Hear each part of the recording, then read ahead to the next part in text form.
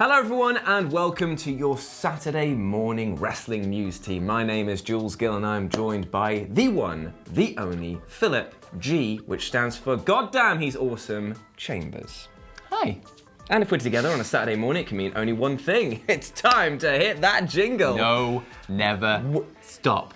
Just stop. I will never stop. I will never stop. But coming up on today's news, we have the Fiend, Bray Wyatt versus Miz in a whole new angle in the upcoming TLC match. We've also got... and an update on the TLC card, including new stipulations. Ooh, we've got an NXT star who's been unfortunately diagnosed with a serious physical condition. Not quite sure why I went all spooky with the new stipulations. It's fine, because it's got this sort of carryover from the Fiend. Indeed, new Ring of Honor champions. And I can't believe I'm saying this, because I know he'll start singing. Sasha Banks might be working with Snoop Dogg. Don't you say it, don't you start singing her theme again. I won't. Would I?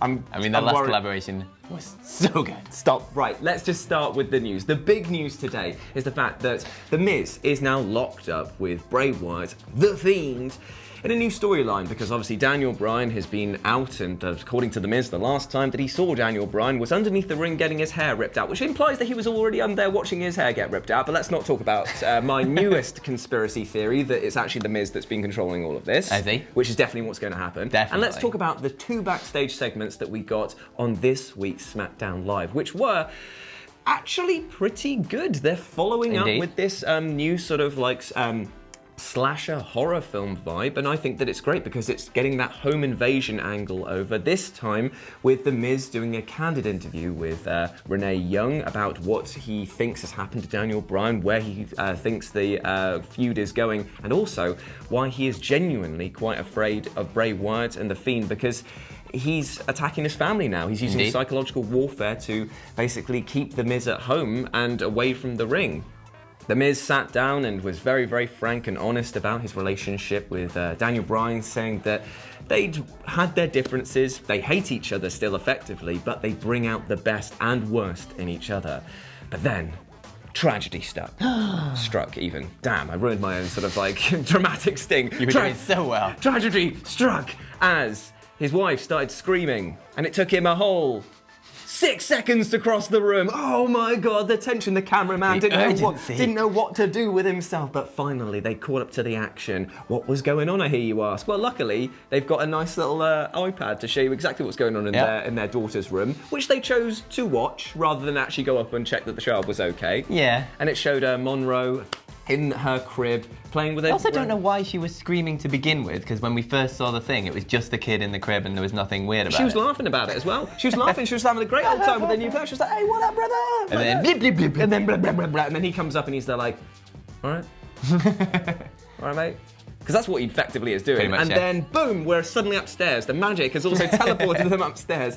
They go into the room. What's this? Karate chopping all over the place. The Miz Not before seeing a red light shining out of his child's bedroom and sitting staring at the door going, what? Oh my God, what could be going on? So I should probably go inside and find out. So he kicks open the door. Marine 5 training coming. This could be a scene from the Marine 6. He's there, like, he's getting ready, he's there. But his wife elbows him out the way, charges forward, and she's like, what's this in the crib, brother? It's a doll. It's going, and it's like, what the hell, dog? And so she picks up the baby, and to be fair, the baby's actually done a better acting job in this. Was quite good. Better than bloody Becky Lynch and Shawn Michaels in the previous film that they did together. Whew, that was a stinker. That was straight to DVD, wasn't it? Anyway, so she's pointing and going, what is that? What's that? And he picks it up. It's a new doll. It is a new doll. With a fiend-faced little porcelain doll. It's quite disturbing, actually. It is, a little bit weird. Like, they've done a good job on the design for that. I know we've been ragging on the sort of, like, campy, hokey horror of this, but this doll actually there, I was like, ooh, would not want that in my hotel room. Indeed. So, that was the first segment. The Fiend has waged war on The Miz's home. He's gone right into the heart. It's strange, in many ways, to think of Miz as a face. I don't like Miz as a face. I thought you were going to say to think of Miz as a person who lived in a house. Like, well, he has a house. What is this? He's got some questionable style. Like, I mean, his suit. It's very, very ostentatious. Yeah. But still, like shiny things. Then we got to another segment later on on SmackDown, where the Fiend was showing us this new doll that was his new friend. Doesn't have a name. doesn't really seem to have a purpose other than that it's reflecting Monroe effectively, and it's his way of getting some psychological boogity on this guy. That's as much as the segment was. So yeah. I know it kind of wound down quite dramatically, and I'd sold it very, very well. You were doing so well at the beginning. Listen, I feel like the storytelling took a bit of a nosedive is all. I just was like, oh wow, this is brilliant, that's brilliant. Well, we've got a second segment. I enjoyed the segment with The Miz though. I thought they played it off really well. The Miz was good in it. Just more creepy bollocks in it. Yeah, it was more creepy bollocks, but I feel like it was just all it was leading to, and the second one was just kind of like, all you got to do is fight me. He's already fighting you.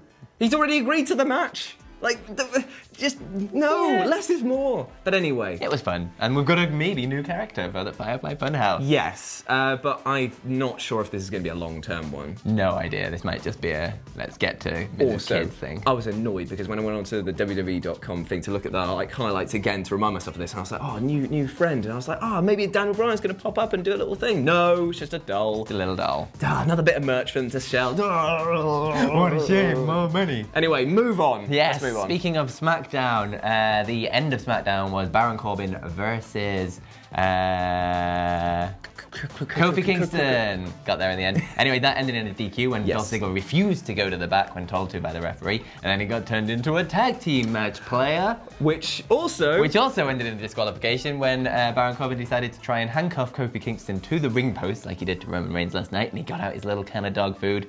And then didn't really make much sense in this context. Yeah, because it's like, it was a little bit weird. Because it's kind of like he just really likes putting dog food on people, I guess. I mean, what I can only imagine is that he went to like Costco and he bought a big stock and he was like, he thought he was going to get like a whole like 24 pack on Roman, and he's like, I've got all this dog food. He's like, I'll just do it on Kofi. Like, that's fine. I mean, Kofi's called the Jamaican dog. I don't know, like what? Anyway, Big E tried to save him, but then the Revival came out for no reason other than their heels too, I guess. Makes sense. But then also because he wanted to come out to the ring and not fall over this time. This is true. He did fall on his ass earlier in the night, which was highly entertaining. But then out comes the big dog. There he is. To come and save the day, beat the crap out of everyone, did a weird little chokeslam thing of Dolph Ziggler off a ladder through the announce table. To remind us that there's ladders. There is tables, ladders, and chairs. There wasn't any chairs in this segment. No, because you'd be on the edge of yours because of how amazing it is. This story is. And that finished off SmackDown. Roman Reigns screaming on top of a ladder. When you say when you say it out of context, I watch a weekly show in which the main star was screaming on your top final of scene, selling TLC pay-per-view to you, with a man shouting on a ladder. Well, you can't ask for more. I think I want to watch TLC now that I know that Roman is there screaming at the top of a ladder. It wasn't the best SmackDown in the world, gotta say. It's a Rolling Wheels episode, indeed. Isn't it? Speaking of the Revival, though, we did get a stipulation added to their match at TLC. It's now going to be the Revival versus the New Day for the SmackDown Tag Team Championships in a ladder match. Do we have like a full card yet? We do, okay. And I will run that through right now. We are going to have a TLC match for the WWE Women's Tag Team titles, which is Charlotte Flair and Becky Lynch against Asuka and Kairi Sane. Nice. We are going to have an open challenge for the Raw Tag Team titles, which is the Viking Raiders versus TBD. I thought that was a new tag team when I first saw it.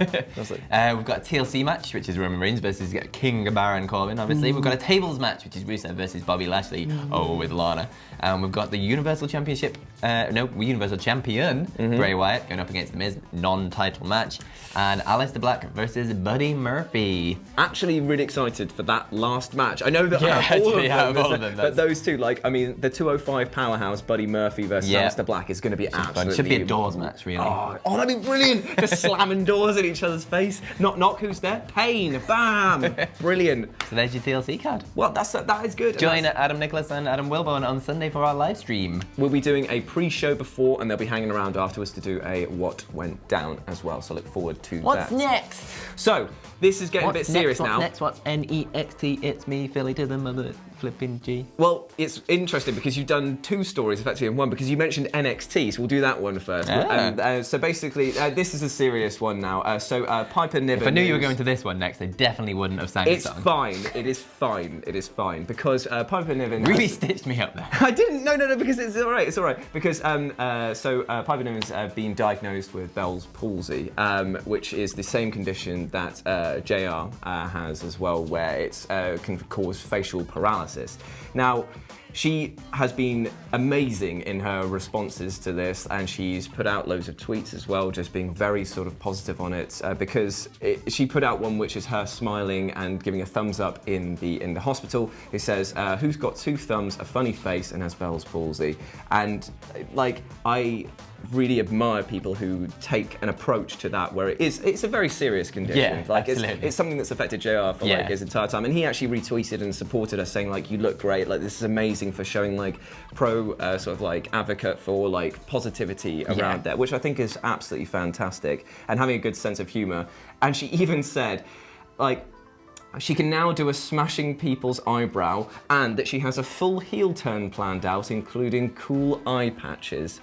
Like, the balls it takes to just be that positive in the face of that. It's very sad, but we thought we'd just share that news with you as well. Yeah. Obviously, we worked with Piper Niven a lot in Defiant and more WCPW.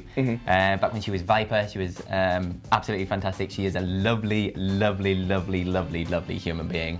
And yeah, just to see the amount of positivity that she's going into this is inspiring. We wish you all the best. The best thing is that when you look at all of the people who have like responded to her, you've got people like Will Ospreay just saying, "I'm going to send you like a crate full of sake and stuff like that." Like, she's got friends all over the world in so many different promotions. You can't help but like her as a person. She's lovely. And she's fantastic in the ring as well. Yeah. Like, it's just like an absolute powerhouse when she wants to be as well. It's great. So, but the reason that Phil was rapping, that actually had more pertinence to it, but it was just the fact that you said NXT, so I just thought I'd chuck it in. Are you ready for a mediocre time? Because Sasha Banks is possibly recording a new album with fresh, y'all. Oh, I knew you were going to do it. Snoop Dogg and Sasha Banks are the best, y'all. Okay. I can't wait. I can. I can wait a long time. I love Snoop Dogg. I don't want Sasha Banks to be rapping on it. Like, it's just, no. We were talking about this earlier when we were saying about when's the last time that a good collaboration between a WWE star and a musical talent has been. And there is only one. And it was fun. Fantastic. The one that The Rock did. It doesn't matter. I got 50 Bentleys in the West Indies. It doesn't matter. I got a pocket full of cheese and a garden full of trees. It doesn't matter. It does, though, because you're very rich. Yeah. Also, we only know this because Bailey tweeted out saying she wants a guest track. I don't want Bailey on that either. I remember. Do you remember when there was like music TV and you could like ring up and you could? Do you mean MTV? Songs? Yeah, well, yeah, but there's loads of them. And you rang up and you like requested songs. Yeah. I actually rang up to request It Doesn't Matter when I was a kid. Did you? My parents were not happy with the phone bill. Oh, well, at least you didn't phone 50 times from a phone box down the road from your grand's house to try and get them to change Choco Krispies back to Cocoa Pops. What an idiot kid did that, eh? What an idiot kid. Kids are stupid. Kids are very stupid, and they preyed on us. Oh, speaking of which, go follow us on social medias. Oh yeah, wait, there's one more thing. There's also t-shirts as well. Hey! Go on, there was our final. Finally, just quickly, it was Ring of Honor Final Battle last night, and we have multiple new Ring of Honor champions, Jay Lethal and Jonathan Gresham. Shut up, podcasts. Yeah, your phone's talking. Does your phone want to take our job? JR chatting at me there for some reason, and now I've lost my notes. So yeah, Jay Lethal and Jonathan Gresham beat the Briscoes to become the Ring of Honor Tag Team Champions. Right. And PCO is your new Ring of Honor World Champion as he beat Rush last night as he did this stupid moonsault off the top rope through a table. PCO is the best. I love him. When you say stupid, do you mean stupid like stupid awesome? Stupid awesome. Okay. And probably stupid. Yeah, because he's like a 55-year-old man who's doing the most ridiculous bumps in the world. You're meant to be winding down. You're meant to be winding down. He's just going like, nah, I'm going to do even more weird. Great. Brilliant. Love him. Fantastic. Well, and if you want to share the love, then you know that you can follow us on social media. You can do so at RetroJ for myself with a 0. At Fill My Chambers. You are damn right you can. We hope that you have a fantastic day. Please let us know what you thought about any of these silly storylines down in the comment section below. And yeah, have fun. We'll be back for a podcast. Yes, y'all. No, so fresh, shut up, y'all. Shut up. Snoop Dogg and Sasha Banks are the best, y'all. We'll be back for a podcast later on when we get around to doing it. If I want to. It doesn't matter.